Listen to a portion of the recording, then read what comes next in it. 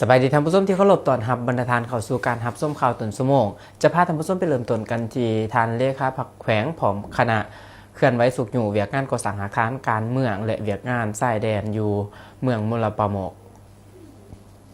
วันที่16ธันวาคมนี้สหายอรุณไส้สุนราชกรรมการส่วนกลางพรรคเลขาพรรคแขวงประธานคณะกรรมการป้องกันศาสตร์ป้องกันความสงบแขวงได้เคลื่อนไหวติดตามสุกอยู่เวียกงานก่อสร้างอาคารการเมืองและเวียกงานชายแดนพร้อมทั้งติดตามให้กำลังใจนายและพลทหารพนักงานนักโขบที่เฮ็ดหน้าที่อยู่กรมกองหากฐานเขตเมืองมลปะโมกก็คือกองพัน28และข้อ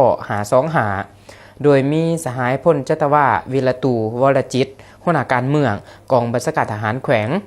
สหายสมศักดิ์สวรัตน์เลขาพรรคเมืองมลปะโมกมีการนำของแขวงและเมืองมลปะโมกเข้าร่วมโอกาสนี้สหายพันเอกคำเห่าวงพรมห้องหัวหน้ากองบัญชาการทหารแขวงได้รายงานสภาพการที่เกิดขึ้นบริเวณชายแดนในระยะที่ผ่านมาโอกาสนี้สหายอรุณไส้สุนราชได้มีคำเห็นโอลมซึ่งได้นำเอาความอบอุ่นอันหักแพงความเป็นห่วงเป็นใยมายังนายและพลทหารพนักงานนักโขบสืบโตเฮ็ดสำเร็จหน้าที่อันมีเกียรติสง่าที่ภาคและประชาชนมอบหมายให้พร้อมกันนั้นท่านก็ได้เน้นให้การนำของเมืองมลปะโมกต้องมีการประสานสมทบกับภาคส่วนต่างๆอย่างใกล้ชิดนำพาแนวคิดติดแถดถึงประชาชน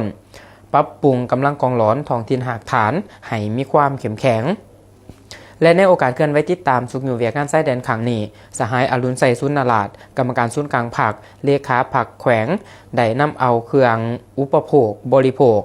ที่จำเป็นและเงินสดจำนวนหนึ่งที่ได้รับการอุปถัมภ์ประกอบส่วนจากภาคส่วนผู้ประกอบการก็คือทั่วสังคมรวมมูลค่าทั้งหมด98ล้านกว่ากีบมอบให้กำลังอยู่แนวหน้าเพื่อเป็นขวัญกำลังใจในการปฏิบัติหน้าที่เวียกงานของอ้ายน้องอยู่แต่ละกรมกอง